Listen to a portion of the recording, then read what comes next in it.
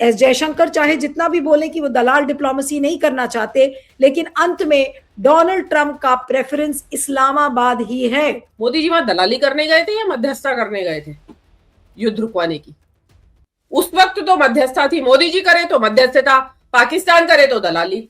Iran ने पाकिस्तान को पंच मान लिया है, तो आपके अंगूर खट्टे हो गए हैं क्योंकि आपने नहीं चखे, आपको वो अंगूर नहीं मिले, इसके लिए आपको खट्टे हैं। तो वो जो जिस शब्द को आप गाली की तरह इस्तेमाल करते हो वो मीडिएशन कर रहा है, तो वो चीज इनको बर्दाश्त नहीं हो रही है। ये ना भाई, विश्व गुरु आप हैं, आपको तो डांटना चाहिए ट्रंप को और ईरान को कि कैसे दलाल को तुम लोगों ने विश्व ये कर लिया है, शांति वार्ता के लिए कर लिया है। ये एक जले हुए, भुने हुए, फूके हुए विदेश मंत्री की भाषा है। उन्होंने दुनिया की, पूरी दुनिया को लगा कि देश का विदेश मंत्री ये शब्द बोल रहा है, और विदेश मंत्री की जो भाषा है वो खाली जयशंकर की भाषा नहीं मानी जाएगी, वो इस भारत देश की भाषा मानी जाए। तो मेरे ख्याल से इस घोड़े पर ना चाबुक ज्यादा लग गई है, इसीलिए वो थोड़ा सा तड़प रहा है और कुछ नहीं हो रहा है। बहुत सारे पाकिस्तानी ब्लॉगर्स और इनका सबका यूट्यूब देखते हो तो लगता है कि ये तो हमारी भाषा बोल रहे हैं, इनके कस्टम्स, इनकी बातचीत, इवन वो बात पिछले 26 दिनों से अगर आपका दाव गलत पड़ता हुआ दिख रहा है तो आपके अंदर से खींच आना स्वाभाविक है। तो जब इतनी आपको खींच है, जब आप किसी को दलाल कहते हैं, बताया जाता है कि कराची जो है वो बंबई जैसा है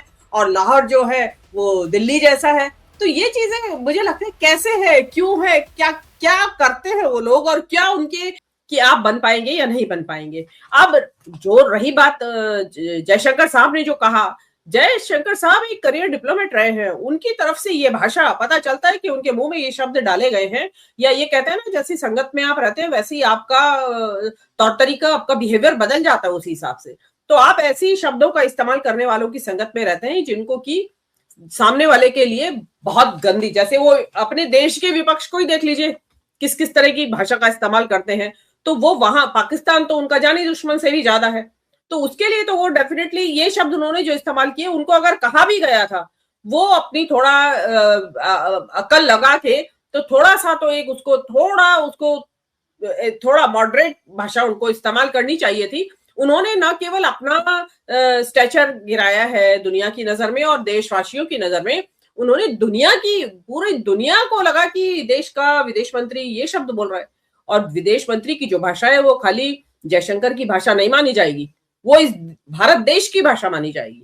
और भारत देश की भाषा तो शायद मुझे नहीं लगता कि आज तक कभी डिप्लोमेटिक चैनल्स में मीडिएशन करने वाले देश को दलाल शब्द की उपमा दी गई है। जो आपने कहा कि he is green with envy, वो इतनी मतलब बर्दाश्त नहीं हो रही है ये कि क्यों, शायद टर्की अगर मीडिएशन में होता तो शायद इतनी परेशानी ना होती। जिस पाकिस्तान को आप कहते हैं कि ये तो चिल्ली भर है और दिन भर आप कहते हैं, गाली की तरह इस्तेमाल करते हैं, भाई हम लोगों को कहते हैं आप पाकिस्तान चले जाइए अगर आलोचना करनी है सरकार, भारत सरकार की, तो वो जो जिस शब्द को आप गाली की तरह इस्तेमाल करते हैं वो मीडिएशन कर रहा है, तो वो चीज इनको बर्दाश्त नहीं हो रही है। आप देखिए पाकिस्तान का वजह है बहुत सारी। नीलू जी, आपने इस चीज को एक्नॉलेज किया, और मैंने तो बार बार कहा है कि मैं इस युद्ध के बारे में मैंने आज से 12 दिन पहले कहा था कि पाकिस्तान मीडिएशन करेगा इसमें। उस टाइम तो बात हो गई थी, किसी ने पहचान भी नहीं किया इसको। उसके कारण थे, नंबर एक तो उनकी सीमा लगती है, दूसरे शिया आबादी दोनों कंट्रीज के अंदर है। ईरान एक शिया कंट्री है और शिया मुस्लिम जो है वो पाकिस्तान में भी बहुत बड़ी मात्रा में रहते हैं। इसमें यहाँ कहना जरूरी है कि इंडिया में one of the largest Shia population है। कायदे में तो इंडिया का हक बनता था, बुलाया जाता कि भाई आप शिया पॉपुलेशन है आपकी, और आप यहाँ से कोई मिनिस्टर ऐसा आदमी भेजिए, इंटरमीडिएरी जो वहां समझाए उनको, लेकिन वो हम नहीं कर पाए।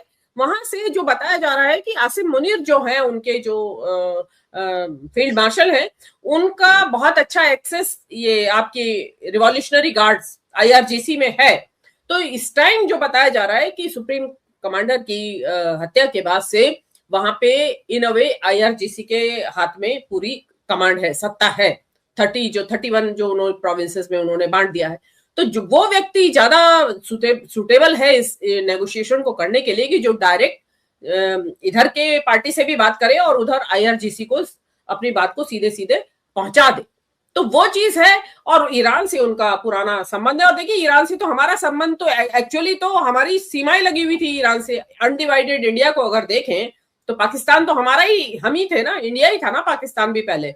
तो ईरान और पाकिस्तान की सीमाएं लगी हुई हैं। तो वो चीज हम भूल गए। आप अपना तो वो जिसको कहते हैं ना कि अपने बारे में तो आप स्वत्व को भूल गए आप कि हम कौन हैं, और आप बड़ी छिछली सी छोटे स्तर की राजनीति पे उतर आए। उसका नतीजा ये हुआ कि आप एक तो इतना इंपॉर्टेंट एक इवेंट दुनिया के उस पे चल रहा है कि जिसको कहा जा रहा है कि थर्ड वर्ल्ड वॉर हो सकता है, उसको जो रुकवाएगा वो इस दुनिया में बहुत सम्मान का पात्र बनेगा कि भाई इसने मीडिएशन करके इस थर्ड वर्ल्ड वॉर को रुकवा दिया है। आपने वो अपॉर्चुनिटी खो दी, तो उसका मतलब ये नहीं है कि बजाय कुछ बोलने के आप चुप भी रह सकते थे, बजाय अपना ये सम्मान गिराने के। इस पे एक सवाल मेरा जयशंकर साहब से भी और मोदी जी से भी है कि मोदी जी जब यूक्रेन की वॉर रुकवाने के चक्कर में इतने क्राइसिस में वहां 10 घंटे की ट्रेन जर्नी करके वो रशिया से यूक्रेन गए, वहां से 10 घंटे की जर्नी वापस करके आए रशिया और यूक्रेन के बीच में, और इवन झूठा एक ट्वीट भी चलवा दिया, एक मीम चलवा दिया, पापा ने वॉर रुकवा दी, तो और रुकी भी नहीं थी वॉर। तो मोदी जी वहां, I am sorry to use Jaishankar words, Modi ji वहां दलाली करने गए थे या मध्यस्थता करने गए थे युद्ध रुकवाने की?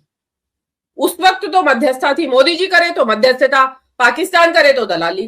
तो ये बहुत बढ़िया है कि आप करें तो रासलीला और हो जाइएगा, क्योंकि तुरंत आपके लिए लाइव चैट में लोग लिखेंगे कि आप पाकिस्तान की तरफ से बोल रही हैं। मैं जाएंगे, हम तो घूमना चाहते हैं, देखना चाहते हैं कि वो है कैसा देश। मेरी तो बहुत दिली इच्छा है जाने की, तुर्की को और पाकिस्तान को। और ये तुर्की और पाकिस्तान कौन है? ऑपरेशन सिंदूर में तुर्की ने ड्रोन दिया था, पाकिस्तान ने हम पर मारा था। तो ट्रंप सरकार आप करके आए हो, ट्रंप सरकार को जब जरूरत पड़ती है तो आप ही को नहीं पूछ रहे हैं। तो ये जो खींच है ना, देखिए सीधी सीधी बात है, दुनिया में मैं देखा हूं तो विश्व गुरु को तो, इनको जो ये विश्व गुरु का जो भाजपा को शौक लगा हुआ है, तो इनको तो पंच बनने का बड़ा शौक पहले से रहा है। रशिया यूक्रेन वार रुकवा दी थी। परसों भी ट्रंप से बात करने के बाद जो इन्होंने ट्वीट किया था, उसमें भी इन्होंने कहा था कि शांति के लिए विश्व गुरु प्रयास करेगा। ऊपर से ईरान के राष्ट्रपति ने तो आपको पंच बनने का न्योता दे दिया था। जब उसने आपको फोन पर कहा था कि आप ब्रिक्स के अध्यक्ष के नाते आगे आइए, तो आपको तो पंच बनने का आपका रिकॉर्ड भी है, आपकी पंच बनने की इच्छा भी थी, और ईरान ने आपको न्योता भी दे दिया था। फिर मौका आप क्यों चूक गए? अब पछताए क्या होते हैं जब चिड़िया चुग गई खेत। अब जब प्लान बी के अंतर्गत ईरान ने पाकिस्तान को पंच मान लिया है, तो आपके अंगूर खट्टे हो गए हैं, क्योंकि आपने नहीं चखे, आपको वो अंगूर नहीं मिले, इसलिए आपको खट्टे हैं। अब आप अगर किसी शांति वार्ता को दलाली कह रहे हैं, तो मतलब आप तो ट्रंप और ईरान दोनों को एजेंटों को अपॉइंट करने वाला बता रहे हैं।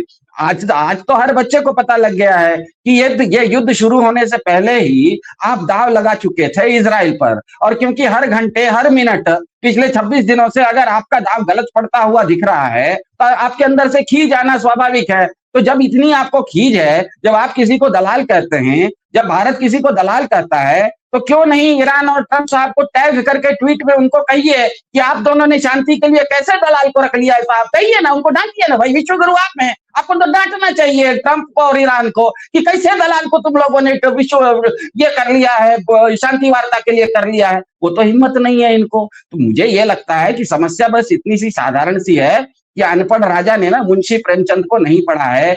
किसी को भी अगर पंच बनना होता है ना, तो सबसे पहले उसको बिगाड़ का डर नहीं होना होता है। बिगाड़ का डर अगर आपको है तो आप पंच परमेश्वर के पात्र नहीं बन सकते। अगर आपको पंच बनना है तो आपको बिगाड़ का डर नहीं रहना है, आपके अंदर बिगाड़ का डर नहीं रहेगा। तो हमेशा पिछले 1.5 साल से देख रहे हैं, कभी एप्स्टीन के फाइल का बिगाड़ का डर है इनके ऊपर, कभी अदानी को जेल में डालने का बिगाड़ का डर है, कभी वो FBI का एक मोस्ट वांटेड लिस्ट में रॉ के एजेंट का नाम लिख दिया है। तो ये तो हमेशा बिगाड़ के ही डर में रहते हैं, ये तो डर के ही जीवन जी रहे। तो आज तक मैंने नहीं देखा कि कोई पंच बना हो, कोई जज बना हो और बड़ा डरपोक हो, ऐसा मैंने नहीं देखा। वो जजमेंट अच्छा दे या बुरा दे अलग बात है, लेकिन मैंने किसी पिद्दी को, डरपोक आदमी को जज के कुर्सी पर बैठे हुए नहीं देखा। मैं ये नहीं कह रहा हूं कि हर जज अच्छा होता है, लेकिन सबसे पहला नियम होता है कि जज को जब कुर्सी पर बैठता है ना, ऐसे बैठ के हथौड़ा ऐसा मारता है, वो गलत मारे सही मारे, आपके अंदर कॉन्फिडेंस ही आपके अंदर नहीं दिख रहा है। आप तो जुआरी निकले, आप हैं जुआरी और कह रहे हैं कि मुझे जज बनना है। आज तक आप पब्लिक इंडिया के इतने दर्शक अगर देख रहे हैं कार्यक्रम, एक भी आदमी बता दीजिए सर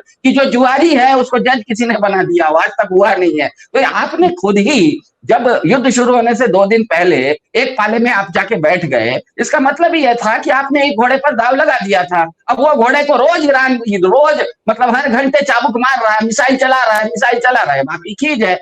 तो मेरे ख्याल से इस घोड़े पर ना चाबुक ज्यादा लग गई है, इसीलिए वो थोड़ा सा तड़प रहा है और कुछ नहीं हो रहा है। आपने एक पाकिस्तान के जो व्यूअर्स शायद आपका प्रोग्राम कुछ देख रहे हैं, उन्होंने मुझे कहा है कि you are welcome in Pakistan. देखिए, मैं पाकिस्तान जाना नहीं चाहती हूँ, मैं तो देखना चाहती हूँ। और मैं देखना क्यों चाहती हूँ, क्यूरियोसिटी मेरी पहले से भी थी कि जो मुल्क हमसे टूट के बिछड़ा है वो है कैसा, एक्चुअली है कैसा। और मेरी क्यूरियोसिटी ये जो इंटरनेट के जरिए, जो ये यूट्यूब और इनके जरिए इतनी ज्यादा बढ़ गई है कि मैं बहुत सारे पाकिस्तानी ब्लॉगर्स और इनका सबका यूट्यूब देखती हूँ तो लगता है कि ये तो हमारी भाषा बोल रहे हैं, इनके कस्टम्स, इनकी बातचीत, इवन वो बात बात में हिंदुस्तानी फिल्मों का रेफरेंस देते हैं, उनके डायलॉग्स बता के अपनी बात को अच्छे से एक्सप्लेन करना चाहें तो वो हिंदुस्तानी फिल्मों का आसरा, वो अपनी बात को, वो अपनी ऑडियंस को समझा रहे होते हैं। लगता है कि ये तो बिल्कुल हमारी तरह बोल रहे हैं, हमारी तरह खा रहे हैं, हमारी तरह सब बात, सब कुछ तो हमारी जैसा है, खाली इनका नाम भी अलग नहीं है, इवन नाम भी हमारे हैं जो उनके नाम है। तो मैं देखना चाहती हूँ कि ऐसा कैसा देश है वो कि जो सब कुछ हमारा एक जैसा और उसके बाद भी दुश्मन है हमारा। तो ये मेरी एक क्यूरियोसिटी है, मैं उसको जानना चाहती हूँ। बताया जाता है कि कराची जो है वो बंबई जैसा है और लाहौर जो है वो दिल्ली जैसा है। तो ये चीजें मुझे लगता है कैसे है, क्यों है, क्या क्या करते हैं वो लोग, और क्या उनके क्या नेताओं ने ये दुश्मनी बनाई हुई है, या आम आवाम जो है वहां की वो भी उसी तरीके से जहर घुला हुआ है उनके अंदर। तो मैं जानना चाहती हूँ कि जो लोग दिन रात हिंदुस्तान की बात करते हैं अपने यूट्यूब प्रोग्राम्स में, जो पाकिस्तान के, इवन मैंने पत्रकारों को भी सुना है, पाकिस्तानी पत्रकारों को भी, वो इंडिया की बार बार उनकी जबान के ऊपर बात आती है, और जो बाकी के हैं इन्फ्लुएंसर्स वो तो है ही। तो उसमें लगता है कि जानना चाहिए, इसमें कोई क्राइम नहीं है। अगर इतनी ही दुश्मनियां होती कि एक बार जुड़ने के लिए जुड़ भी सकते हैं, East Germany and West Germany क्या यूनिफिकेशन हो नहीं गया?